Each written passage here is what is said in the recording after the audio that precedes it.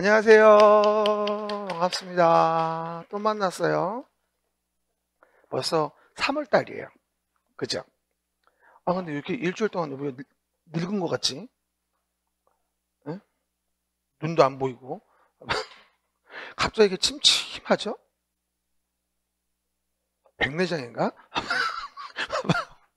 네. 이제 우리가 핵심 요약 과정을 좀 진행을 해보려고 해요. 그래서 이제 새로운 마음으로 공부를 하는 건데, 사실 3월부터 좀 여러 가지 면에서 이제 공부에 대한 뭐 피곤함도 생기고 여러 가지 좀 그래요. 그래서 이제 고민도 많이 하실 텐데, 우리가 이제 사실 뭐든지 성공이라는 걸 하기 위해서는 목표 달성을 위해서는 노력이 필요하잖아요. 그러니까 뭐 그 중간쯤에 와 있다라고 느껴져요. 지금은 사실 기간상으로 봤을 때. 근데 이제 뭐 새로 시작한다는 마음은 아니지만 이제 앞으로 좀 지금까지는 베이스를 닦은 거고 그 위에 이제 하나하나 이제 모습을 갖춰가는 거라고 이해하시면 좋을 것 같아요. 그런 느낌은 들죠. 11, 12, 1, 2, 4개월이 지났는데 사실 정확히 기억나는 게 별로 없어요. 그죠? 근데 이건 정상이에요. 그렇죠? 정상이라니까. 그렇죠? 그럼 언제쯤 기억난다고 했어요, 제가? 시험 가까워지면. 그때쯤에 뭐가 기억나긴 해요. 조금씩. 많이도 아니야. 조금씩 기억이 나요. 그렇죠? 그러다가 점수는 시험날 내 인생 최고의 점수가 나와요. 원래 그런 거거든요. 원래 합격하시려면 그렇게 붙어요. 지금 뭐 처음에 점수 나왔다가 나중에 붙는 게 아니거든요. 그러니까 오늘 여러분들이 평소에는 시험 점수라는 거에 대한 부분은 너무 이렇게 신경을 안 쓰셔도 문제가 없어요, 사실은요. 물론 모의고사 봤는데 막 20점 나고 이러면은 신경이 쓰이긴 하죠. 20점이라는 게 일반적인 사람 점수는 아니니까. 그렇죠? 하지만 우리 중개사는 그 일반적인 점수예요. 처음 공부하시는 분들은. 그렇죠? 뭐 작년에 공부했다가 다시 하는 분들은 아무래도 3월달 모의고사를 보면 쉽죠. 그러다 보니까 뭐 4, 50점 나올 수도 있지만 새로 처음 하시는 분은 당연히 안 나와요. 그렇다고 모의고사를 안 보면 또 연습이 안 되거든요. 그래서 앞으로 이제 이번에 우리 3월 과정에 대한 부분에 대해서는 이제 핵심 요약이라고 해가지고 내용을 보게 되는데, 그러면 이제 우리 그 스케줄에 대한 부분을 좀 볼 수가 있거든요. 제가 이제 요 좋나요? 그냥 보긴 하세요. 뭐 필요 없어. 보면 되지 뭐. 그래서 우리 강의 계획서를 제가 이제 또 드렸는데 3월, 4월 과정 얘기하는 거거든요. 핵심 이론이라고 해요. 그래서 제가 매번 허수달 개강할 때 뭐 어떻게 해야 할지는 말씀드렸는데 다들 관심을 안 가져요. 되게 중요한 얘기인데 사실 이게. 그래서 우리가 울지 마세요. 그래서 우리가 기본적으로 지금 3월이 됐는데 우리가 이제 그림책으로 공부를 하고 있잖아요. 그렇죠? 근데 자꾸 얘기하지만 그림책의 문장이 짧아서 혼자 복습하면은 안 읽어져요. 이런 말을 한단 말이에요, 사람들이. 그렇죠? 그러면 긴 문장으로 돼 있는 기본서 보면 읽어지냐고. 문장 긴 거 안 읽어지는 거나 문장 짧아 안 읽어지는 거나 마찬가지야. 따지고 보면 어차피 안 읽어져요. 한글만 읽으면 읽어지는 거야, 그게? 무슨 말인지 모르는데? 에? 그건 핑계야, 핑계. 그렇죠? 그러지 말고 제가 얘기했죠. 영 힘들면 그림책으로 빈출 부분 확인하면서 뭐라 했어? 필수 지문 정리. 그림책 안에 있는 챕터별 필수 지문 정리 있잖아요. 이걸 무한으로 반복을 하라고. 근데 말을 안 들어. 내 나름대로 해. 혼자 읽어 그냥. 아무거나 그냥. 앞에 짧은 글을 읽는 거야. 그러지 말고 이 필수 지문 정리에 대한 부분을 챕터별로 읽는 거를 얘를 문장으로 된 걸 읽으란 말이야. 읽으면서 앞에 같이 보라고. 빈출 부분을. 확인하면서 거꾸로. 그죠? 그럼 훨씬 더 이해가 쉬워요. 그리고 내가 필수 지문 정리에다가 그림책에 집어넣은 이 챕터는 뭐냐면 최소한의 문장, 최소한의 법조문을 문장으로 보라고 준 게 필수 지문 정리집이에요. 여기 뒷부분에 있는 거. 그러니까 그림책의 빈출 부분을 확인하시면서 무한반복을 하는데 그림책 자체를 무한반복 돌리는 게 어려우니까 지금은 챕터별로 있는 필수 지문 정리를 읽어보고 이해 안 되는 부분을 앞으로 와서 그림책을 확인하는 거예요. 거꾸로. 얘를 보고 얘를 보려고 그러지 말고 그림책 안에서 뭐라고요? 챕터별로 필수 지문 정리를 쫙 읽은 다음에 모르겠는 거 나오면 앞에 가서 보란 말이야. 문장을. 단어를. 그러면 이게 거꾸로 이해가 된다고. 이해가셨죠? 우리 평소 공부하듯이 내가 수업할 때 얘 보고 얘를 확인하잖아. 여러분은 얘 먼저 읽고 모르겠는 거 얘를 확인한단 말이야. 이해가셨습니까? 그럼 훨씬 더 이해가 쉬워요. 그리고 요 문장만큼이 적용이 되어지면 여기 있는 그림책의 앞에 이론 부분이 문장이 짧아도 문장이 연결됩니다. 이해 가셨죠? 제발 좀 그렇게 좀 하세요. 혼자 내 나름대로 방법이 있어 이러지 말고 좀 말 좀 들으라고. 말 좀. 모르겠으면 와서 물어봐. 어떻게 해야 되겠냐고. 심지어는 이런 거 물어봐도 돼. 점심을 내가 오늘 먹을까요 말까요? 그래도 물어봐도 괜찮아요. 그럼 내가 몇 킬로인데요? 물어보고 아침 먹었어요? 물어보고 합의 봐줄게 내가. 그렇죠? 그래서 이렇게 일단은 3, 4, 5는 진행을 해야 되고, 평소에 보지 않던 것 중에 들어가는 부분이 이거죠. 기출지문 특강에 대한 부분이 이번에 또 3, 4월에 다음 주부터 들어가요. 그렇죠? 이 3, 4월의 시그니처 수업이에요. 우리가 요 기출지문도 마찬가지. 요 그림책 안에 있어요. 다. 그림책 이론 보고 거기 안에 기출지문, 그림책 이론 보고 그림책 안에 뭐가 있다? 필수지문 정리. 다 이 안에 있다고. 올인원. 한 권이야 우리는. 딴 거 필요 없다니까. 그래서 요번에 오후에 다음 주부터 7주 동안 오전에 배웠던 거를 진도별로 2시간씩 특강을 할 거예요. 근데 이거는 선택이 아니에요. 자꾸 어떤 분은 뭐 선택이야, 난 안 할래 이러는 분이 있는데, 이건 선택이 아니라 필수예요. 그렇죠? 정규 수업을 다 우리가 오전에, 책 좀 그만 넘기시고 봐보실래요? 오전에 우리가 내용에서 다 확인할 수가 없기 때문에 요거 공부한 다음에 이론 오늘 보고, 그 다음에 오후에 2시간 동안 배웠던 거 기출지문 챕터별로 정리하는 거예요. 2시간씩. 그러면 2시에 끝나면 3시부터 2시간. 2시 반에 끝나면 2시 반부터 2시간. 결론적으로 5시 반 안에는 끝나요, 어차피. 그렇죠? 그러니까 훨씬 공부가 잘 되는 거죠. 혼자 복습을 안 하니까. 그렇죠? 그리고 나서 저녁 먹고 야간 시간에 시간 되면 필수지문 정리. 한 번 더 읽어보는 거예요. 그렇죠? 금요일은 뭐니까? 공법데이니까. 금요일은 공법에게 양보하세요. 알았죠? 시작. 금요일은 공법에게 양보하세요. 그리고 제발 부탁인데, 아직은 하루에 여러 과목 보는 거 하지 마세요. 이게 특히 재수하시는 분들이 마음이 급해가지고 하루에 여러 과목 보는 거를 지금 실행하시는 분이 있는데 죽도 밥도 안 돼요. 지금 그런 시기 아니에요. 하루에 2과목, 3과목 보는 건 언제 가능하냐면 여름이 지나야 돼요. 여름 지나면서 9월 됐을 때 그때 의미가 있는 거예요. 지금은 뭔지 구분도 안 가는데 여름에 보면 아무것도 안 된다니까? 그러니까 월화수목금토 요일별 과목을 정하면 돼요. 그 과목을 그날은 성실하게. 근데 공법날 됐는데 민법 공부하고 앉았고, 세법날 됐는데 등기법 보고 앉았고, 이게 뭐하는 짓이야 도대체 이게. 그러지 말라고. 동영상 보시는 분들 반드시 지켜야 돼요. 현장은 나와서 보니까 말이나 하지 말을 할 수가 없잖아.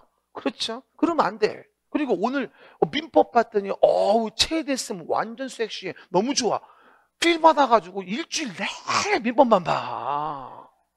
나 안 봐. 그래서 민법 2달 보고 뭐 개론 2달 보고 공법 3달 보고, 그럼 6개월 전 민법 기억나? 안 난다니까? 실패하는 첫 번째 원인이에요. 동영상 보시는 분들은 월화수목금토 요일을 반드시 지켜야 됩니다. 이거 안 되면 다 까먹어요. 아무것도 안 남아. 그렇죠? 공부는 시커하고 머리 아무것도 안 남고. 나는 똘이구나. 그리고 우리가 이 시험 보는 게 1년에 붙는 시험 아니에요? 우리 지금 의과대학 다니는 중이에요? 이해가 안 되는 거야. 6년제냐고 지금 우리가 지금 이게. 1년제야. 근데 2년까지는 봐주겠다 이 얘기야. 통상적으로는 보면은요, 바로 1년 만에 붙는 분들보다는 2년 정도에 붙는 분들이 많긴 해요. 솔직히 얘기하면. 그렇죠? 대부분의 8, 90%는 2년 차에 붙는 것 같아요. 일반적으로. 근데 바로 붙는 분은 10% 내외? 그 정도. 그런 분은 머리 엄청 좋은 거예요. 재수가 없긴 하죠, 근데. 바로 붙으면. 근데 어쨌든 바로 붙을 수는 있지만, 통상은 그런 거니까 너무 재수하는 거에 대해서 기분 나빠하지 마세요. 다 누구나 그런 거니까. 위로가 안 되는군요. 어쨌든 그래서 우리가 요 그림책을 가지고 올인원 교재로 다시 활용을 많이 해야 된다. 요 책 안에 이론도 있고, 요 책 안에 필수지문도 있고, 요 책 안에 기출지문 5특강집도 있다. 이해가셨습니까? 활용하시면 되고요. 그 다음에 금방 얘기했던 거 뭐라 했어요? 모의고사라는 걸 적극적으로 활용하라고 얘기했어요. 자꾸 얘기하지만 모의고사 피하시면 뭐가 된다? 시험자가 다 틀려요. 따라해보세요. 모의고사는 틀리려고 보는 시험. 시작. 절대 맞추려고 보는 시험이 아니에요. 모의고사는 틀리려고 보는 시험인데 많이 안 틀리면 그걸 반성해야 돼요. 사실은. 그렇죠? 왜? 안 틀리면 공부할 기회를 잃은 거거든요. 따지고 본다면. 그러니까 너무 걱정하지 마세요. 점수 안 나와도 괜찮아요. 그냥 40문제를 내가 몇 분의 요리를 끝내야 되고 어떻게 문제를 풀어나갈 것이며 모르는 걸 어떻게 대처할 것이고 모르는 걸 어떻게 찍을 것인가 이거에 대한 연구를 여러 번 7번을 하는 거예요. 이해 가셨죠? 그리고 연습인 거니까 시간 아까워하지 마세요. 참여하셔야 됩니다. 그거 틀리려고 보는 시험이다 라는 점 까먹지 말고 3월부터 진행하는 모의고사 참여하시기 바라고요. 제가 항상 3월 개강할 때만 하는 소리 이거죠. 봄바람을 주의하시란 말. 매번 얘기하는 거예요. 3, 4월이 되면 개나리, 벚꽃, 철쭉이 순서대로 펴요. 개나리 노란색 볼 때는 그런가 보다 하다가 벚꽃 필 때 마음을 잃어요, 그냥. 우리 집 아파트 단지에도 중간 단지 사이에 공원이 있는데 아주 벚꽃길이 쫙 한 500m가 있어요. 아주 그냥 왕벗이 그냥 아주 그냥 벚꽃이 이렇게 막 날아다니잖아요. 천상에 온 느낌이 들어요. 그래, 세상 뭐 있냐, 죽자, 이러면서 먹고 죽자, 이러는 거야. 공부고 뭐고 돈 버는 것도 다 귀찮다, 등등등. 그렇거든요. 그래서 공부를 놔버린단 말이야. 벚꽃 필 때 4월 초에 이때가 제일 주의해야 돼요. 철쭉 피면 마음을 좀 안정해야 되고 그래가지고 마음속에 꽃바람이 불면 맨날 얘기하는 벚꽃 엔딩에 들어가기 때문에 그렇죠? 노래 알죠? 봄바람이 불어오면 흔들리는 꽃잎 속에 이거 알죠? 벚꽃 엔딩 재미없네 이제 이게 우리 확 가요. 그리고 5월부터 대혼란 시작됩니다. 5월에 뭐 하죠 이제? 2차 포기하려고 마음을 먹습니다 이제 그러다가 근데 5월은 또 왜 그러냐면 진짜 일이 많아요 5월 달에 그렇죠? 어버이날 어느 집이나 부모 두 분하고 장인 장모부 두 번은 만나야 되거든요 일반적으로 그렇죠? 그다음 어린이날 뭐 사달라고 징징대는 것도 눌러야 되거든요 맨날 싸워야 되죠 결혼기념일 내 생일 등등 여러 가지 많아요 그렇죠? 5월 금방 갑니다 그러면 정말 눈 칵 하는 사이 6월 달이 돼요 진짜예요 그러면 이제 끝난 거예요 거의 2차 포기하게 되는 거예요 그리고 또 웃긴 거 한 가지만 더 2차 포기하면 일주일에 2번 나와요 민법 개론이니까 맞지? 그럼 나머지는 노는 거야 민법 개론을 보충하는 게 아니라 대부분들 노는 건 무슨 탄력? 완전 탄력 그렇죠? 그래가지고 완전 풀로 놀아 쫙 그러다가 가을쯤 되면 그냥 포기 뭘 또 보냐? 됐다 이게 일반적인 스케줄인데 그 시작이 3월이에요 사실 이게 3월, 4월 달에 더더군다나 마음을 다 잡으셔야 돼요. 딴 거 없어요. 거시적인 큰 계획 세우지 말고 뭐 하라고요? 오늘 하루에 충실하자. 시작. 오늘 하루 충실. 그게 최고예요. 다른 미래 생각하지 마시고 동영상 보시는 분들도 그날 과목에 오늘 하루 충실. 그것만 지키면 1년이 채워져요. 근데 오늘 하루 충실하지 않으면 계속 한 달이 비고 두 달이 비는 거예요. 그것만 지키세요. 그렇죠? 딴 거 대단한 거 없습니다. 그리고 공부하는 거 영 방법 모르겠으면 여러분이 마음에 드는 쌤한테 물어보세요. 그럼 다들 친절하게 알려주실 거예요. 알겠습니까? 그렇죠? 그래서 혼자 고민하지 마시고 상담을 받아야 될 거 아니야. 알았죠? 뭐 안 사와도 괜찮아요. 뭐 음료수나 무슨 이런 거 사오라 그러는 거 그럼 좋긴 하지. 근데 어쨌든 간에 보시고요. 이렇게 해서 이제 8주를 볼 거예요. 이번 주도. 그래서 오늘 총론 한 20분 얘기했고요. 그리고 이제 국토계획법 4주 보고 개발법, 정비법, 건축법, 주택농지에서 8주 끝나고요. 3, 4월 끝나면 이제 말 그대로 핵심 요약과 기출 지문 특강은 끝나는 겁니다. 그리고 5월 되면서 이제 뭘 보는 거죠? 이제 5월 되면서 정말 기출 문제집 과정을 풀게 되는 거예요. 그렇죠? 그렇게 아시면 될 것 같습니다. 그리고 제가 매번 얘기하는데 복습은 만약에 혼자 따로 복습할 시간이 있다면 국토계획법 말고 나머지 하세요. 국토계획법은 항상 3, 4주를 보기 때문에 혼자 복습은 자제하시고 나랑 해요. 같이. 반은 예를 보잖아 우리가. 시간이 많아. 근데 자습은 예를 하시라고. 동영상을 따로 보려면 예하지 말고 시간 날 때. 그래야지 이게 같이 복수로 진행될 수 있어요. 이거밖에 몰라. 이건 기억이 안 나 이게. 왜? 한 주에 한 번이 끝나다 보니까 안 남는 거야 머리에.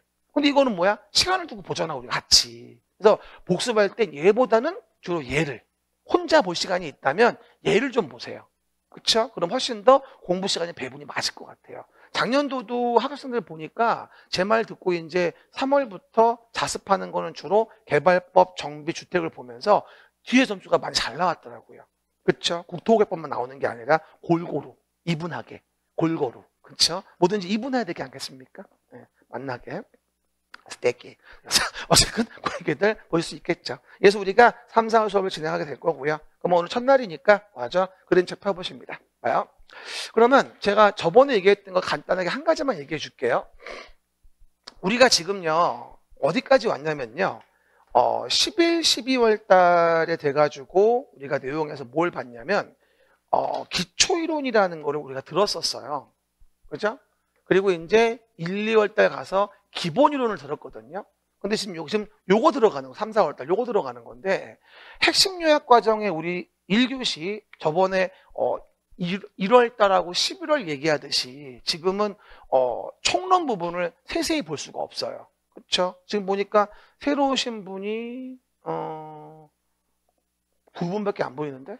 새로 오신 분은? 어쨌든 그래서 앞에 총론 부분을 오늘 또 할 수는 없습니다. 제가 그래서 오늘은 앞에 총론을 간단히만 얘기를 할 거예요. 오늘은. 그렇죠? 그러니까 여러분들이 총론 파트에 대한 부분은 요 1월 달에 1주차 처음 오신 분들은 1월 달에 1주차 수업을 동영상으로 좀 미리 들으세요. 매번 똑같은 거 얘기할 수 없으니까 1월 달에 1주차 수업은 새로 오신 분들은 이번 주말 이용해서 한번 들어보세요. 그렇죠? 그래야지 이 3, 4월 달에 핵심 요약 과정에 대한 부분에 대한 거를 조금 더 쉽게 이해할 수 있을 것 같고요. 그리고 조금 여유가 되시는 분들은 추천하는 게 뭐냐면 요 3, 4월 달에 수업을 듣고 오실 때 1월 달 수업을 먼저 1월에 일요일 날 듣고 요걸 수업을 들으면 훨씬 더 이해가 쉬워요. 그렇죠? 1월 달 수업 듣고 1주차 수업 듣고 1월 달 2주차 수업 듣고 1주차 수업 듣고 이러면 수업 듣는 게 복습이 되어지거든요. 훨씬 더 귀에 잘 들어와요. 사실은요. 순서로 봤을 때. 한 번만 거꾸로 한번 해봐요. 저번에 1, 2월에 해봤어요? 이거 들으면서 여기 거 한번 듣고 안 했잖아. 그러니까 모르지. 요번에 한번 해봐. 그러니까 1월 달 1주 거 일요일 날 듣고 와서 이제 공법 1주 듣고 2주 먼저 1월 달 거 듣고 또 와서 2주 듣고 그럼 뭐가 되죠? 아주 잘 연결이 되어져요. 그렇죠? 그것도 연구를 좀 해봐야 됩니다. 그러면서 이제 오늘 오후에 뭐가 들어가는 거고 이제 다음 주부터 기출지문 관련되어진 특강 들어가는 부분이니까 보시면 되고 어쨌든 우리 3, 4월 반은요 어쨌든 교재는 어쨌든 그림책 요거 한 것만 있으면 돼요. 일단 됐죠? 어차피 오후에 볼 것도 그림책 안에 지문이 있으니까 같이 보는 거거든요. 그죠? 그리고 5, 6월 돼서 이제 기출문제집 나오게 되죠. 그 다음에 7, 8월 돼서 예상문제집 나오게 되죠. 이로 가는 거야 쭉. 그림책은 계속 쭉 보는 거고 어차피. 그렇죠? 그리고 이제 요 5, 6월 달에 비슷한 거 비교 테마 정리하는 거 여기서 보게 되는 거고.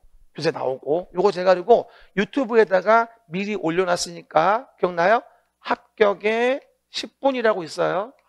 합격에 10분 10개쯤 찍어서 올렸어요 제가. 그러니까 그 부분 유튜브에 검색해서 짬짬이 보세요. 합격에 10분 유튜브 검색. 알겠습니까? 그럼 제가 짠 나올 겁니다. 5분, 10분짜리 제가 비교하는 영상이 있습니다. 요거 나중에 비교 특강 할 거 뭐하죠? 쇼츠로 먼저 올려놓은 거니까 한번 비교해 보시면서 심심할 때 재미삼아 보세요. 그리고 아주 제 시그니처 꽈락 탈출 40점은 기본으로 얻자 라고 해서 12장짜리 24페이지 짜리를 드릴 거예요. 7월 초쯤에. 그래서 그때 한번 특강 진행할 건데 요 꽈락 탈출 교재만 잘 봐도 60 이상은 나오니까 포기하지 마세요. 그거라도 외우면 되니까. 자꾸 근데 이 말씀을 드리면 꽈락 탈출집을 그러면 지금 주면 어떻습니까? 물어보는 분이 있는데 이걸 지금 주면 이해가 안 가요. 왜냐면 여기부터 쭉 우리 이렇게 진행을 해왔어야지 이해가 되는 거지. 줄이면 줄일수록 이게 뭐야? 우리 안 맞춰본 분들은 이해가 안 가는 거야. 그래서 줄인 거를 이해하려면 그 과정을 같이 함께 했어야 이해가 되는 거예요.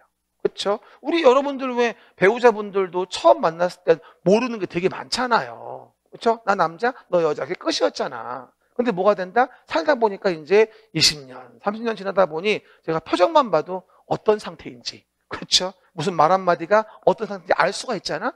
그런 상태가 되기를 알 수 있는 거야, 우리가. 그럼 나중에 꽈락 탈출집 가지고 한 4시간이면 전범위를 다 볼 수 있어요. 나중에 되면. 익숙해졌을 때. 그렇죠? 그때 가서 요거 봐주면 아주 훌륭하죠. 그리고 마지막에 9월, 10월 이론 총정리하고 문제백선 하면서 동영 모의고사 보고 마무리해줘서 10월 25일 날 뭐 하러 가요? 머리 올리러 가요? 시험 보러 가요. 됐죠? 그래서 이제 합격, 불합격 여부를 알 수 있게 되는 거죠. 꼭 합격하실 기원 드리고요. 올해는 뭐 즐거운 마음으로 합격해서 중개사무소 할 자리에 보러 다니는 그런 시간이 됐으면 좋겠어요. 시험 끝나고 나서 한 달 정도 지나면 발표가 나거든요. 11월 마지막 주 수요일 날. 그렇죠? 그러면 그때 가기 전에 한 달 동안 이제 가게 보러 다니는 거야. 임장 다니면서 어느 동네로 가야 될까? 꼭 일산에서 해야 되는 건 아니잖아. 그렇죠? 무슨 뭐 요즘에 말 들어보니까 저기 뭐 이문동 쪽이 핫하다고 하대요. 들어보니까 이문동 쪽이 핫하답니다. 그렇죠? 거리도 많고 그렇대요. 그래서 그런 쪽 찾아다니면서 하는 건 좋은 것 같아요. 강남 산 건 너무 비싸. 권리금도 많고. 근데 이문동 쪽도 알아봤더니 한 5천 달라고 하더라고요. 기본 권리금 페이가 보니까 피가. 그렇죠? 회원 없어. 회원 없어인 경우일 때. 회원 없어 아니면 물건 공유가 안 돼요. 그래서 회원 가입돼 있는 거를 승계하는 게 가장 좋죠. 때로 뚫는 것보다는. 알아서 하시고. 그래서 내용들에서 보시면 되겠습니다. 그럼 돌아가서 이제 한 페이지 이제 공법 총론으로 갑시다. 한번 봐요. 두 팔 좀 들어보세요. 목 좀 돌리고. 아이고. 그렇죠. 뭔가 막 이렇게 막 입맛 땡기는 뭔가 먹고 싶지 않아요? 그렇죠. 엊그저께 수요일 날은 집사람이 제육볶음 했더라고요. 별 기대 안 했어요. 근데 막 묵은지도 들어가 있고 입맛이 확 도는 거야. 되게 맛있어. 그래서 막 밥을 많이 먹었다? 그래서 야 웬일로 맛있냐 그랬더니 사왔냐 했더니 그렇다고 그러더라고요. 맛있으면 사온 거예요. 뭔가 맛있으면 해. 그러면 간도 안 맞고 좀 그러면 한 거야. 어쨌든 참 실력 안 늘어. 어쨌든 부동산 공법 봅시다. 확인해 보시고. 제가 저번에 건축법 볼 때 얘기했지만 저는 그 군대 생활할 때 우리 사단장님 내가 관사병이었어요. 포스타. 그러니까 같이 동거하면서 밥 해주는 사람. 취사병이 아니에요. 오해하면 안 돼요. 그렇죠? 그렇죠. 그래가지고 주부 생활을 2년을 했는데 차라리 내가 나. 내가 해주는 게. 안 바쁘면 해주는데 시간이 없어. 어쨌든 그러면 부동산 공법을 봅니다. 오늘은 간단하게만 얘기할 거예요. 제가 저번에 1월달, 11월달은 이것만 2시간 정도 얘기했었는데 지금 그럴 시간이 없어요. 한 2, 30분에 간단히 끝내야 됩니다. 그렇죠? 그리고 제대로 된 거 들으려면 1월달 첫 주 수업을 들으셔야 돼요. 이해 가시겠죠? 처음 오시는 분들은. 봐요. 가장 간단히 얘기해서요. 우리 부동산 공법이란 과목을 공부한다고 하면 뭘 이해하면 좋으냐면 한마디로 부동산을 규제하는 법이라고 이해하세요. 시작. 부동산을 규제하는 법. 이걸 배우려고 하는 게 부동산 공법이에요. 쉽게 얘기하면. 그렇죠? 그러면 부동산을 규제하는 법을 배운다. 그러면 부동산을 규제하는 게 옆집 사람이 내 부동산을 규제합니까? 아니면 서울시장, 강남구청장이 날 규제합니까? 옆집 사람이 내 부동산을 규제하는 건 아니죠. 그러니까 당사자 관계가 사법 관계, 너랑 나랑 관계는 민법에서 배우는 거고 사법 관계에 대한 부분은. 그리고 내가 토지를 샀는데 그 토지 위에다가 건물 지으려고 했을 때는 여기 강남구청장이나 서울시장한테 허가를 받아야 되는 거거든요. 이런 관계가 사실 뭐예요? 공법 관계가 되어지는 거예요. 너랑 나랑과의 관계는 사법 관계고 나를 공적인 주체가 규제하는 관계. 이를 뭐라 한다? 우리가 공법 관계라고 하는 거죠. 그러면 규제를 가할 때 목적은 뭐냐면 공공복리를 증진시키기 위하여 행위 제한 가하는 게 목적인 거예요. 그 근거로 만든 법이 뭐예요? 공법인 거고. 그렇죠? 우리가 배우는 공법 관계에 대한 부분은 공적인 주체의 행정청들이 나를 규제하는 거. 그걸 정하는 절차를 공부하는 것이구나. 대부분 부동산의 규제를 얘기하는 거예요. 우리가 배우는 부동산 공법은. 그럼 당연히 뭘 알아야 되죠? 누가 나한테 허가를 내주는 사람이고 누가 나를 규제하는 사람인지 알아야 되거든요. 그래야 무엇을 누가 나를 규제하는지 알 수 있기 때문에 공법관계를 공부할 때에는 이 공적 주체인 행정주체, 행정청이 누군가 이걸 좀 알 필요가 있다는 거죠. 재밌는 게 뭐냐면 사인 간의 관계는 주로 계약이거든요. 청약 승낙에 의한. 그에 대한 권리 의무에 하자가 생기면 이제 민법상 내용 가지고 서로 간에 구제를 받기도 하고 보상해 주기도 하는 거거든요. 그거를 배상을. 그런데 이 공적인 행위에 대한 부분은 나한테 허가를 내준다라고 하는 거는 고양시장이 나한테 허가를 내줘. 강남구청장이 나한테 허가를 내줘. 이 허가를 내주는 자체가 단독행위예요. 민법 배웠죠? 계약이 아니야 이게 일반적으로. 그러면 공적인 주체가 우월적 지위에서 행하는 권력적 단독행위가 보통 허가 등의 행정행위가 되어지는 거예요. 그러니까 법률행위 배웠지, 민법에서 이번 주에. 법률행위, 단독행위, 계약, 합동행위 이런 게 있지만 그 단독행위 중에서도 공적인 주체의 우월적 지위에서의 단독행위인 거예요. 내 말 이해하십니까? 그래서 우리 배우는 허가 내주고 인가 내주고 승인 내주고 하는 것들이 다 뭐다? 다 그게 행정행위. 법률행위 중엔 단독행위인데 우월적 지위에 있는 공적 주체의 단독행위인 거예요. 이해 가시겠습니까? 고양시장이 나한테 허가를 내주면서 야, 나 너한테 허가한다. 승낙하냐? 나 너한테 불허가한다. 승낙하냐? 이럽니까? 일방적으로 허가, 불허가 이러는 거 아니에요? 건축법에 어긋나 못 내줘. 도시계획에 어긋나 못 내줘. 이러는 거 아니겠냐고. 그 의미를 먼저 아셔야 돼요. 그러면 요 관계 기억하시고 그래서 그 관계에 대한 6가지의 법을 이렇게 배우게 되는데 당연히 넘어가시면 그 행정작용과 관련된 행정의 주체와 행정 객체 이 관계를 먼저 아셔야 돼. 방금 공부한 거와 같이 이런 얘기죠. 토지 위에다가 이렇게 건축물을 져요. 갑이란 자가. 그러면 여기 누구죠? 국민이죠. 자연인, 법인. 그러면 나 허가 내주세요라고 허가 신청을 하는 거예요. 얘한테. 그러니까 우리는 공적인 주체가 누군지 알아야 되니까 얘를 먼저 공부해야 되는 거죠. 그죠? 그러면 그에 대해서 행정의 이펙, 작용이 되기 위해서는 뭐야? 일반적으로 건축물 건축은 건축법이란 법에 타당해야 되고 또 서울시장이 만든 행정계획으로서의 도시계획에 맞아야 돼요. 그럼 서울시에 대해 서울시장이 계획하여서 그 토지에는 나무 심고 보존할 땅이었다. 근데 계획에 어긋나게 건물 짓겠다? 허가 안 내주죠. 그러면 관련 법, 관련 계획에 어긋나지 않으면 행정행위로서 허가를 내준다. 허가 내주는 그 자체가 바로 뭐다? 행정행위인 거다. 권력적 단독행위. 오른쪽에 봐봐요. 용어 정의. 권력적 단독행위. 행정의 의미가. 그렇죠? 채쌤하고 우리 단독행위 배웠죠, 뭔지. 그중에 우월적 주의 지체의 공적 주체가 권력적 단독행위로 일방적으로 의사표시하는 걸 행정행위라고 하는 거예요.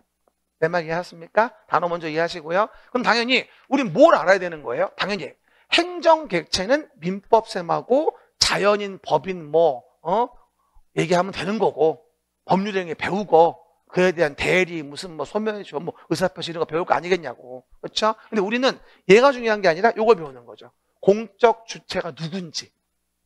그럼 국가, 지방자치단체. 그러면 국가지자체의 의사표시기관이 행정청. 이걸 장관이나 시장 등이라고 얘기를 하죠. 그래서 보통 우리가 처음 공부할 때 행정객체인 국민이 건축에 허가 신청을 했어요. 그렇죠? 강남구에 가서. 그러면 강남구청은 행정주체지만 거기에 대한 뭐다? 행정청은 구청장이거든요. 서울특별시면 특별시가 행정주체고 특별시장이 의사표시기관 행정청인 거예요. 그러면 대한민국 국가 행정주체에 대한 부동산에 관한 의사표시기관은 국토교통부 장관인 거예요. 이해갑니까? 그러다 보니까 항상 얘기하는 게 행정주체인 국가 지방자치단체의 의사표시기관으로서의 행정청은 행정에 관한 의사를 결정하여 표시하는 국가지자체의 기관, 이걸 행정청이란 말을 써요. 제발 부탁인데 우리 기존에 들었던 분들도 뭘 의미하는 건지 한 번 더 리마인드 하셔야 돼요. 아, 행정청이라는 게 뭐다? 행정주체의 의사표시기관이구나. 쉽게 말하면 대한민국인 행정주체에 대해서는 무슨 장관이 의사표시하고, 그렇죠? 서울특별시에 대해서는 특별시장이 의사를 표시하는 거구나. 그렇죠? 그 얘기. 그럼 대표적으로 국가라는 행정주체에 대한 부분의 의사표시기관으로 우리가 공부할 때 가장 중요한 건 국토교통부 장관이에요. 왜?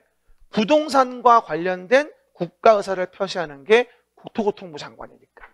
그렇죠? 그래서 모르긴 몰라도 뭔지 모르겠지만 우리가 부동산과 관련된 국가 의사표시는 국토교통부 장관이 대부분의 권한이겠구나.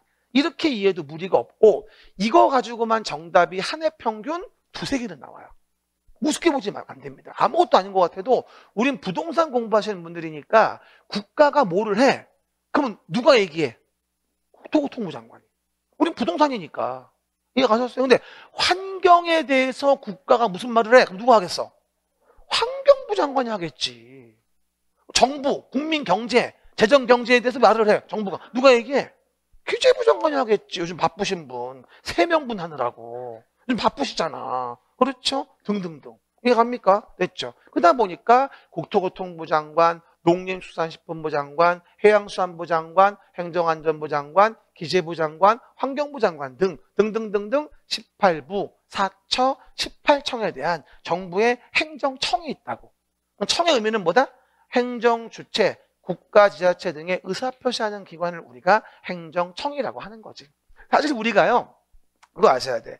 배우는 부동산 공법이 사실은 행정법이에요. 들어는 봤죠. 근데 대부분 오해하는 게 뭐냐면 행정법을 공부합니다 이러면 우리 무슨 법 배우듯이 법제 1조, 법제 2조 이걸 얘기하는 게 아니야. 행정법은. 우리 행정과 관련된 많은 법들을 통틀어서 행정법이라고 하고 그런 법들의 스토리라인 전개 방법에 대한 이론 형식을 배우는 게 행정법인 것이지 법제 1, 2조 있는 게 아니라고. 그 많은 120여 개의 부동산과 관련된 행정의 터잡은 법을 우린 뭐라 하는 거다? 통틀어서 행정법이라고 하고 행정법의 일반 원리라고 하는 거예요. 그렇죠? 쉽게 말해서 아무리 공공복리 증진을 위한다고 해서 국민을 뭐다? 능욕하고 강박하고 오버하고 이렇게 초과해서 규제를 가할 수는 없다는 거야. 수인한도를 넘었으면 어떻게 돼? 헌법에 어긋나게 되는 거야 이거. 이해 가십니까? 그러다 보니 항상 뭐야 우리가 행정의 일반 원칙은 기억나시죠? 뭐 신뢰 보호의 원칙이다. 그쵸? 무슨 뭐 내용에서 부당결부 금지 원칙이다. 등등등 여러 많이 나오지 않습니까? 부평자비신이라고. 그렇죠? 가장 대표적인 게 공익 목적의 공공복리 증진을 위한다 해서 수인한도를 넘는 규제를 가하면 안 된다는 거예요. 그래가지고 헌법에 불합치가 되는 경우가 많아요. 가장 대표적인 게 뭔지 알아요? 개발제한구역의 행위제한. 도시계획서를 도로 만든다고 10년 지나도록 아무것도 안 한 거. 이 두 가지가 대표적으로 헌법에 어긋난다는 판결을 받은 거예요. 행정의 기본 원리에 어긋난다 그래서. 이해 가시겠습니까? 됐죠? 뭐 평등의 원칙, 그렇죠? 뭐 자기구속, 뭐 하죠? 비례 원칙, 신뢰보호 이런 거에 어긋나면 안 된다는 거예요. 그리고 또 하나가 지방자치단체에 대한 부분에 대해서 본다라고 한다면 요걸 많이 헷갈려 하시는데 봐봐요. 해봐 말이에요. 지방자치단체 봐봐. 그러면 지방자치단체의 행정주체는 큰 도시, 작은 도시가 있어. 근데 큰 도시에 대한 부분을 볼 때 주의하실 것, 해봐요. 시, 도지사. 시작. 시, 도지사. 요거. 그러면 시, 도지사의 시는 뭘 얘기하는 거냐면 특별자치시, 특별자치도. 아니, 특광, 특시예요. 특별시, 광역시, 특별자치시 이걸 뭐라 불러 우리가? 시도의 시라 부르는 거죠. 근데 여러분이 많이 오해하시는 게 뭘까요? 도 밑에 있는 시장군수의 요 시 요거랑 요거를 되게 오해하시는 분이 많아요. 처음 공부하시는 분들은. 한마디로 봐요. 시도지사의 시는 뭘 얘기하는 거야? 특별시, 광역시, 특별자치시를 얘기하는 거고 경기도 고양시 이건 시군의 시예요. 다른 거죠. 이건 기초자치단체. 이거는 큰 도시, 광역자치단체를 얘기하는 거예요. 그래서 앞으로 시도지사는 이라고 나오잖아. 뭐라고 이해하자? 특별시, 광역시, 특별자치시, 도 또는 특별자치도. 이걸 짧게 부르는 게 뭐야? 시도지사야. 다시 한번 얘기하는 거야. 잘 기억해놔요. 리마인드 하셔서 한 번 더. 시도지사는 이러고 나오면 특별시, 광역시, 특별자치시, 도 또는 특별자치도. 이걸 짧게 불러놓은 게 뭐다? 시도지사. 이렇게 이해하셔야 돼요. 그리고 경기도 밑에 있는 무슨 광명시, 고양시 이런 것들은 도 밑에 시. 그리고 이 시보다 인구 규모와 경주 규모가 작으면 보통 군이라고 하죠. 경기도에는 가평군, 연천군 등이 있어요. 그렇죠? 양평도 군인데 뭐 시 된다고 하니까 어쨌든 31개의 시군 중에서 군 몇 개 안 되죠. 옛날엔 다 군이었어. 여주군, 뭐 이천군, 뭐 다 군이었어 옛날에. 그러다가 다 시 된 거잖아. 알잖아. 테레메다 있는데 이천. 그것도 원래 그거는 군이었잖아. 멀어서 안 가요? 여기서 여기 뭐더라? 놀이공원 있는 거 뭐더라 이름이? 원마운트 맞아. 원별이랑 헷갈려. 어쨌든 그래서 보시는 바 시험에 안 나옵니다. 뭐라고요? 시장 군수 됐고요. 그리고 특별시, 광역시 밑에는 뭐가 있냐면 기초자치단체로 자치구의 구청장이 있어요. 시작. 자치구의 구청장. 그러면 서울특별시 밑에는 몇 개의 구가 있다? 25개가 있습니다. 그렇죠? 그중에 인구 제일 많은 게 송파구인데 한 70만쯤 돼요. 그렇죠? 그러면 서울특별시 송파구에서 건물을 지으면 누가 허가해요? 송파구청장이 하는 거예요. 모든 걸 다 서울시장이 허가할 수는 없잖아요. 그렇죠? 그래서 기초를 두는 거죠. 그래서. 그리고 뭐가 되어진다? 만약에 21층 이상이다? 연면적 합계 10만 이상이다? 큰 건물은 특별시장이 허가를 해요. 이런 식으로 큰 거는 특광이, 작은 거는 그중에 기초가 행정업무를 담당하는 거죠. 이해 가셨죠? 그래서 봐봐요. 기초자치단체, 시장, 군수, 자치구의 구청장. 시장, 군수, 자치구의 구청장이 바로 기초자치단체. 송파구 70만, 우리 안양시 70만. 시와 이 자치구는 인구 규모가 비슷합니다. 그래서 동급으로 보는 거예요. 그렇죠? 그리고 오해 말 건 인천 같은 광역시에는 광역시 자치구도 있지만 광역시 자치군도 있어요. 그렇죠? 강화군, 옹진군, 부산광역시 기장군도 있단 말이죠. 그러다 보니 왜 이걸 주의하셔야 되냐면 광역시 안에 있는 군과 도로 밑에 있는 가평군 이런 거는 권한이 달라요. 그래서 광역시 밑에 있는 군은 자치구와 같은 자치군에 불과한 거고, 그렇죠? 도 밑에 있는 독립된 가평군, 연천군은 독립된 지자체로서의 권한이 훨씬 많아요. 그렇죠? 누구보다? 광역시 안에 있는 군보다는 다릅니다. 그렇죠? 그거 일단 이해하시고요. 그리고 특별자치시는 어디 얘기하는 거죠? 세종시, 신행정 수도. 그래서 세종시는 모든 권한은 여기에 있고 기초자치단체는 없습니다. 다 얘가 권한자예요. 됐죠? 그 다음에 도를 본다면 도지사와 특별자치도가 있는데 여기에 특별자치도는 제주도 얘기합니다. 강원특별자치도 이런 거 아니에요. 강원특별자치도 특별법을 보면 뭐하죠? 언급되지 않은 법에서는 그냥 일반적인 도지사와 같은 걸로 봅니다. 그렇죠? 그래서 우리 법에서 얘기하는 뭐다? 특별자치도는 제주 얘기하는 거예요. 이해 가시겠죠? 오해기. 그리고 오해하지 말 거, 여기도 모든 권한은 도지사한테 있는 거고 시가 있긴 하죠. 제주시, 서귀포시 이런 게 있는데 이건 유일하게 지자체가 아닌 업무 분장의 행정시에 불과해요. 권한이 없어요. 그러니까 특별자치시와 특별자치도는 모든 권한이 시장과 도한테 있습니다. 그럼 물어봐요. 제주특별자치도 제주시에서 건물을 져요. 그러면 위임 위탁 고려하지 말고 누가 허가권자죠? 도지사. 이해 가십니까? 여기 시는 뭐니까? 단순한 행정시에 불과하니까. 이해 가시겠죠? 그거 내용 혼동하지 마시고. 다만 여기서 주의할 건 이거죠. 뭐냐면 도 밑에 있는 시, 군 중에서 이 시가 너무 중요한 게 뭐냐면 인구가 50만 명 이상일 때를 대도시라 한다는 점이에요. 이게 굉장히 중요해요. 봐봐요. 대도시 시장. 시작. 서울특별시는 대도시이다 이러면 안 돼요. 그렇죠? 서울시는 특별시예요. 인천시는 광역시겠죠. 부산시는 직할시예요? 어저께 어떤 분이 직할시라고 하더라. 언제 쪽이 사람들 제가 어제 광역시죠. 근데 오해 말 건 대도시는 도 밑에 있는 시인데 인구가 50만 명 이상 되어지면 큰 도시니까 좀 자치권을 좀 더 주겠다. 도지사한테 허락받지 않고도 독립적인 도시행정을 허용해 주겠다는 게 대도시장의 의미가 되어집니다. 특광, 특시 아니에요. 특광, 특시는 시도의 시인 거고 이거는 도 밑에 있는 시 중에서 인구가 50만 명 이상 되어진다면 자치권을 좀 더 인정한 대도시의 시장이라고 한다. 그럼 고양시는 뭐야? 인구 몇 만이지? 105만쯤 돼요.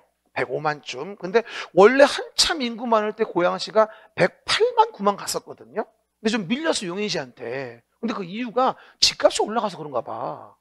그렇단 말이 있던데? 아닌가 봐? 봐봐요. 그렇대요. 그래가지고 그런 분석이 나왔더라고. 어쨌든 대도시입니다. 그럼 고양시에서 뭔 행위를 한다면 도지사한테 허락받지 않고도 도시행정 결정할 수 있는 거죠. 하지만 제가 살고 있는 의왕시, 경기도 의왕시 13만, 예?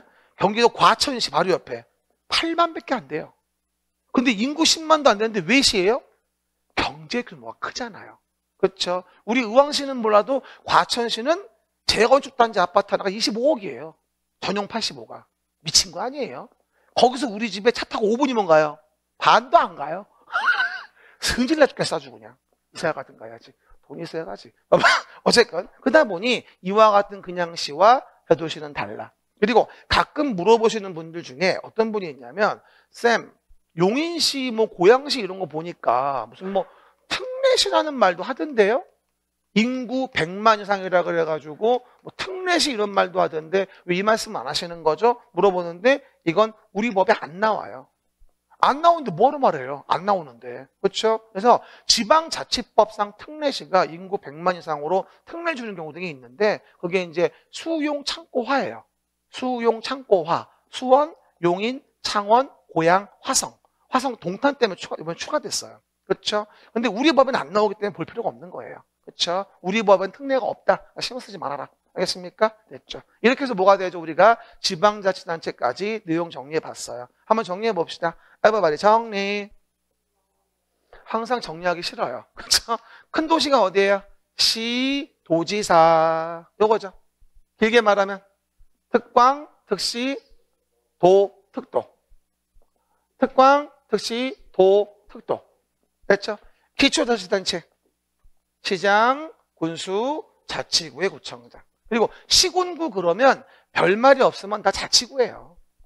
시군구 이러면 뭐다? 별말 없으면 다 자치구 얘기하는 거야. 그렇죠? 자치구가 아니라고 나오면 이제 떠 있어 그런 경우는 별도로. 알겠습니까? 됐죠? 그런 식으로. 이게 이제 내용에 대한 부분이고 대도시 까먹지 말고요. 그럼 이제 바로 본론으로 가서 국토의 계획 및 이용에 관한 법률을 봅니다.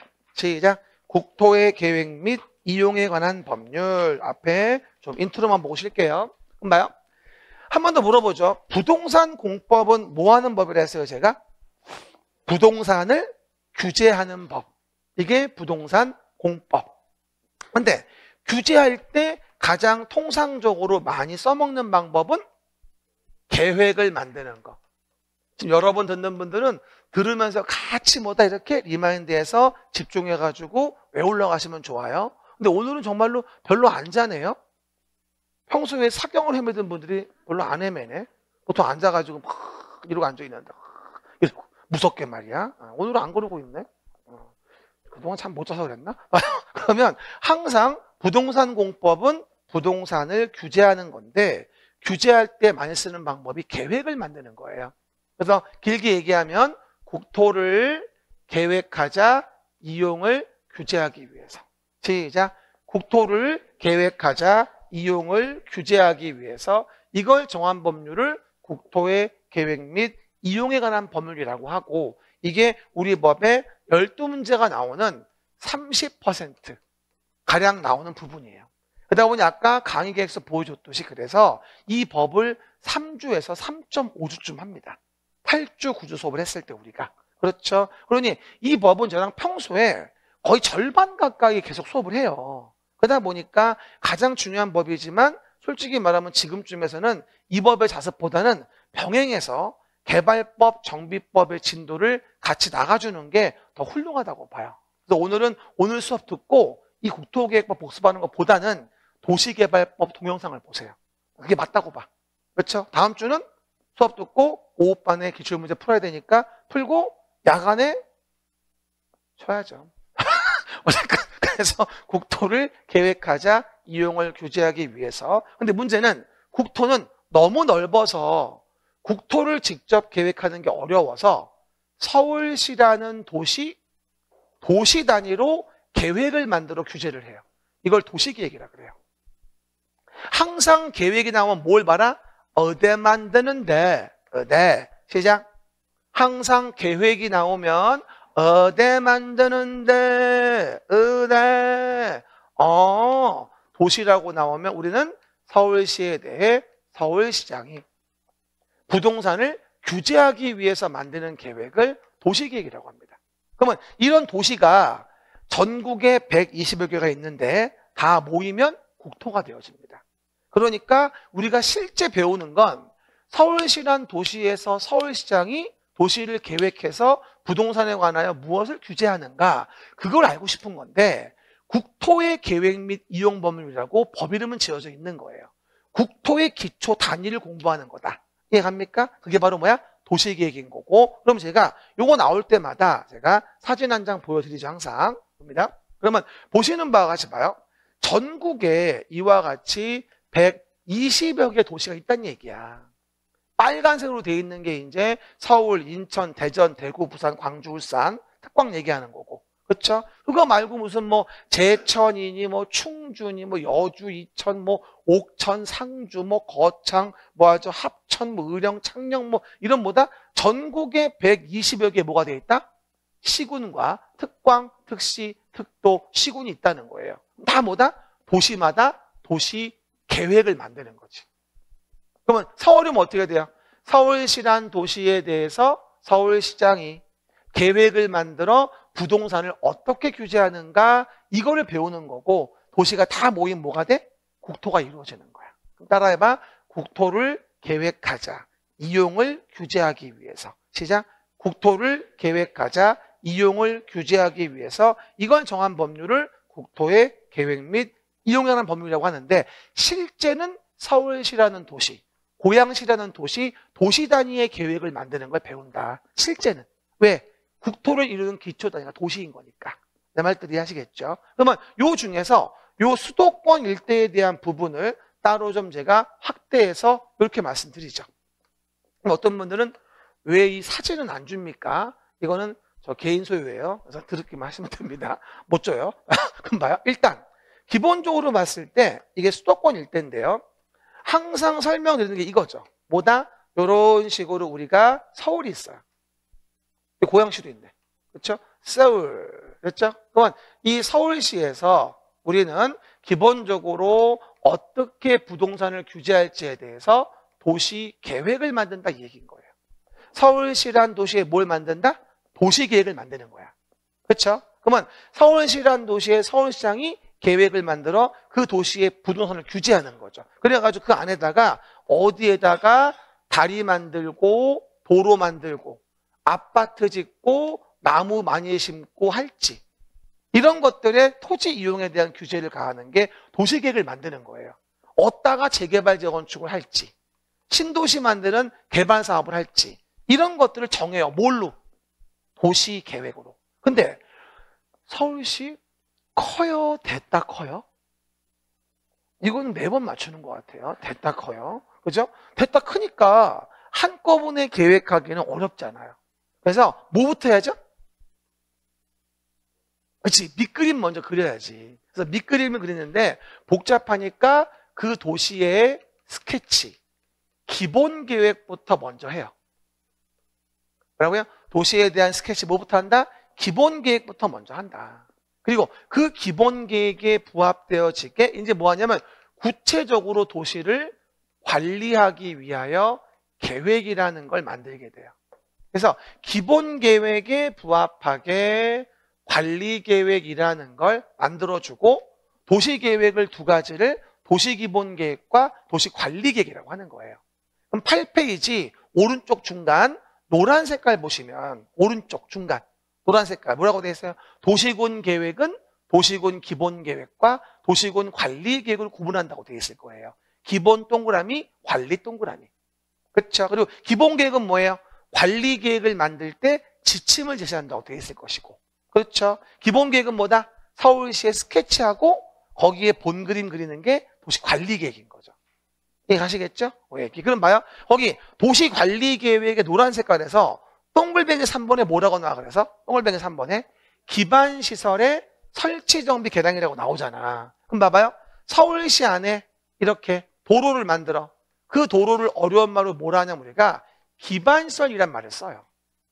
그리고 그 기반시설을 쭉쭉 뻗어 잘 설치하려면 사유지가 중간중간 많이 있겠죠. 개인 소유지가. 그러면 사유지의 토지를 뺏어와야 되는데 강제로. 뺏어오기 위해서 명분이 있어야죠. 그렇죠? 그래서 계획을 만들어요. 도시관리계획. 그러면 기반시설을 설치하려면 도시관리계획으로 계획하게 되고 계획으로 규제하면서 결정되어지면 왼쪽에 써있죠. 가운데. 그 계획으로 결정된 걸 도시계획 시설이란 말을 쓰게 돼요. 아, 계획으로 규제할 수 있구나. 기반시설을 설치하려고 도시관리계획으로 계획하여 결정했다. 그러면 그림책 8페이지의 정 가운데 있는 그게 도시계획설이 되어지는 거예요. 그럼 계획으로 규제할 수 있겠죠. 그러면 쭉쭉 뻗은 길 만들 수 있겠죠. 그렇죠? 공익사업이니까 계획으로 규제 가능해지는 거예요. 예, 가셨습니다. 됐죠? 근데 만약에 그 도로 등의 기반시설이 봐봐. 이와 같이 수도권의 여러 개의 도시를 돌고 있어요. 서울 외곽순환도로. 됐죠? 그러면 이렇게 여러 도시를 돌고 있는 서울 외곽순환도로 같은 기반시설은 서울시장 혼자 감당할 수가 없겠죠? 그러면 이런 시설은 다른 말로 뭐라 불러? 8페이지 정 가운데 위에 그렇죠? 보고 얘기해. 광역시설. 그러면 이 둘 다 뭐예요? 둘 다 기반시설인 거야. 이 기반시설을 도시관리 계획으로 계획했다면 도시계획설인 거고 그 기반시설이 광역적인 정비책이 필요하다면 광역설인 거야. 이해갑니까? 그럼 뭐예요? GTX 알죠? 우리 킨텍스에서 쫙 가가지고 가는 거 서울역까지. 그죠? 그러면 이 GTX는 광역설이면서 우리 고양시를 지나가는 부분은 고양시 도시계획설인 거예요. 내 말 이해하죠? 그리고 그걸 뭐다? 국가계획 차원으로 한다면 국가계획으로 만들어진 걸로 볼 수도 있는 거고요. 당연히 국가계획이죠. 이번 정부에서. 저번 정부 이어가지고. 그렇죠? 그 얘기. 그러면 광역시설을 체계적으로 정비하기 위해선 요 섹터를 묶어주죠. 그럼 정 가운데 8페이지. 그걸 광역, 그치. 계획권이라고 해요. 그러면 광역계획권 정해진 곳에 만드는 계획이 뭐냐면 광역, 도시, 계획이 되어지는 거예요.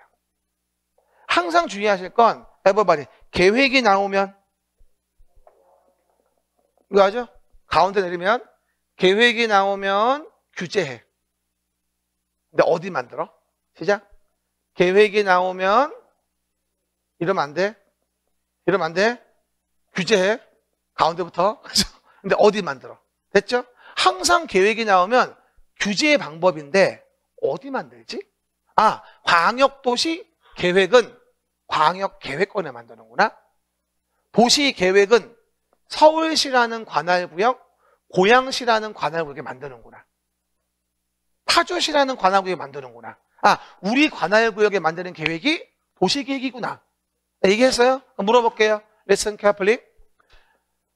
광역도시계획, 도시기본계획, 도시관리계획은 도시계획이다. 들고 있는데 표정은 납득이 안 가는 표정이에요. 도시계획은 검은 색깔이야. 에? 그러니까 광역도시계획은 파란 색깔이잖아. 도시계획 아니야. 도시계획인데요? 발음을 잘하라고. 광역도시 띄고 계획. 띄고도 해. 시작. 그렇죠? 띄고 그렇게 쓰라고. 광역도시 띄고 계획. 도시계획 아니야. 광역도시 계획이지. 이해 가셨죠? 아주 유치하지만 정말 잘 나와요. 그죠? 광역도시 계획은 도시계획이다? 뭐라는 거야? X잖아. 말도 안 되지. 광역도시 계획은 광역계획권에 만드는 거라고. 됐습니까? 그래서 그 부분들 내용에 대해서 이해해 보시면 되고요.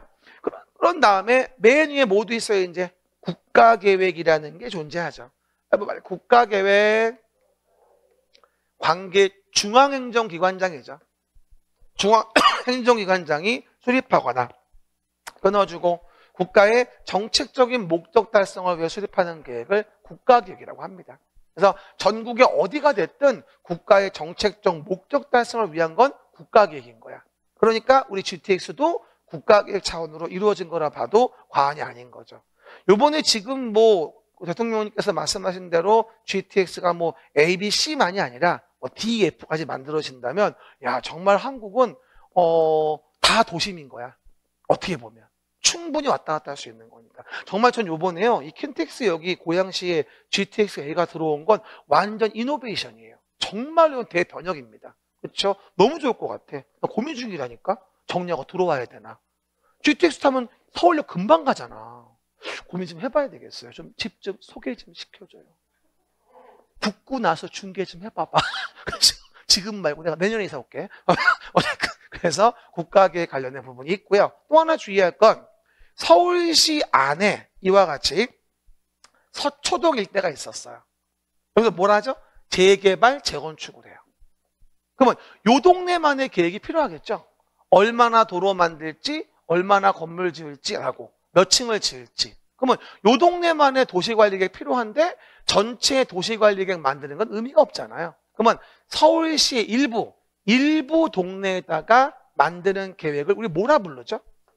일부에 만드는 도시관리계획을 지구 단위 계획이라고 합니다.